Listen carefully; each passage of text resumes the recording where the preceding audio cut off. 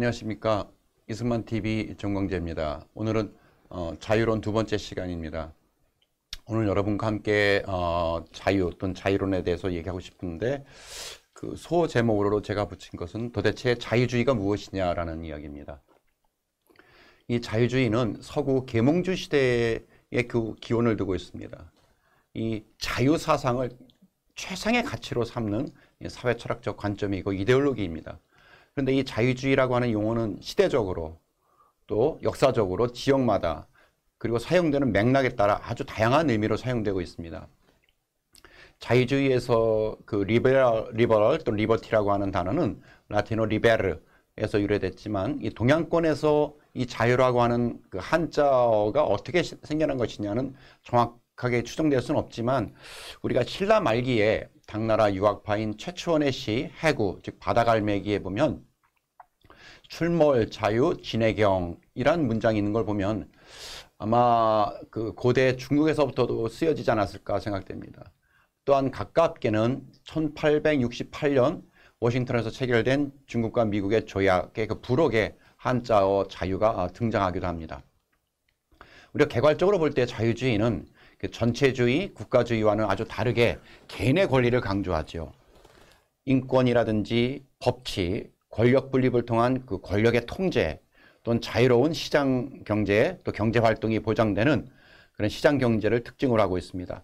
오늘날 그 자유주의자는 아주 자유롭고 또한 공정한 선거 또 법에 의한 모든 시민들의 동등한 권리와 기회가 보장되는 자유민주주의를 지지하는 사람들입니다. 서구 대부분의 국가와 또 비서구권의 여러 나라에서 이 자유주의를 표방하고 있습니다. 자유주의는 과거 그 정부 이론의 핵심이었던 옛날 왕조시대 때 그 왕권 신수설이라든지 또 세습적인 지위, 국교화된 종교 등을 부정합니다. 또한 기본적인 인권을 주창하고 이것은 또 사람들의 생명, 자유, 또 재산에 대한 권리 등을 포함하고 있습니다. 이 자유롭고 평등한 개인들을 기초로 개인의 기본적인 인권을 지키려고 사회와 각종 제도들이 필요한 것이다 라고 말을 하는 것입니다. 이런 고전적 자유주의자들은 시장의 독과점을 부정하고 완전히 평등하고 자유롭게 경쟁할 수 있는 경제체제를 목표로 합니다. 이러한 경제체제 안에서 추가적인 정부의 간섭, 이건 완전히 부정하고 기업가의 자유로운 경제활동과 개인의 재산권을 강조하고 또 경제를 자유로운 시장 질서에 맡겨야 한다라고 주장하는 사람들이 바로 고전적 자유주의자들입니다. 이에 반해서 사회 자유주의자들은 차별철폐 법안이라든지 공공서비스, 대중의 교육 또는 적극적인 과세 이런 거로서 정부가 시장에 상당히 개입을 해야 한다라고 주장을 하고 정부가 실업자에게는 실업수당을 주고 무주택자들에게는 주택을 주고 아픈 사람들에게는 의료 혜택을 주는 방식으로 충분한 복지를 제공해야 한다고 주장합니다. 요즘 많이 들어보던 그런 이야기들이죠. 현재 그 문재인 정권이 취하고 있는 그 자세가 여기에 해당한다고 볼 수가 있습니다. 그러면 이 자유주의가 여러 가지 영역에서 어떻게 해석되고 어떻게 불리워지고 어떤 의미를 갖고 있느냐. 첫 번째, 이 정치적 자유주의라는 것이 있습니다. 그것은 개인이 사회의 기초가 된다는 사상입니다. 개인이 사회의 기초가 된다. 개인이 사회의 기초가 된다. 그럴 때 사회제도라고 하는 것은 개인을 위해서 존재해야 한다는 것이죠. 사회제도가 개인을 위해서 존재해야 된다. 1215년 마그나 카르타가 국왕의 권리보다도 개인의 자유가 우선한다라고 선언한 문서 아닙니까? 바로 그것이 이 마그나 카르타가 정치적 자유주의가 발현된 대표적인 사례인 것입니다. 이러한 정치적 자유주의는 시민들이 직접 만들고 동의한 법을 바탕으로 한 그런 사회 계약이 강조되는 것이죠. 이것은 개인들에게 최선이 무엇인지, 그 개인에게 최선이 무엇인지, 가장 좋은 선이 무엇인지를 가장 잘 아는 사람은 바로 개인 그 자신이라는 믿음에 기초하고 있는 것입니다. 이러한 정치적 자유주의는 성별, 인종, 경제적인 지위와 무관하게 모든 시민들에게 참정권을 주어야 한다고 주장합니다. 그리고 법치와 자유민주주의를 강조합니다. 오늘날엔 그 사상, 언론, 출판, 결사, 집회의 자유를 적극 지지하는 또 옹호하는 입장이기도 합니다.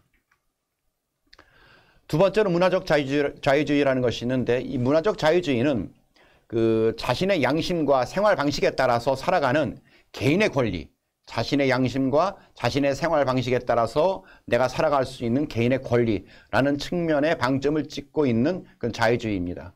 성적인 자유, 종교의 자유, 사상의 자유, 정부로부터 사생활이 침해받지 않을 자유, 이런 것을 주장하는 사상들입니다.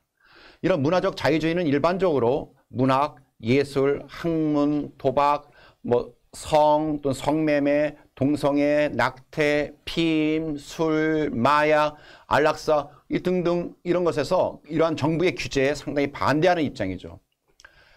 유럽의 네덜란드가 이런 문화적 조류가, 이러한 문화적 그 자유주의의 조류가 굉장히 왕성한 그런 나라라는 것이 일반적인 평가입니다. 밀은 그 자유론에서 다음과 같이 자유를 규정합니다. 인간 사회에서 누구든지, 즉 개인이든지 집단이든지 다른 사람의 행동의 자유를 침해할 수 있는 경우는 오직 자기 보호를 위해서 필요할 때뿐이다.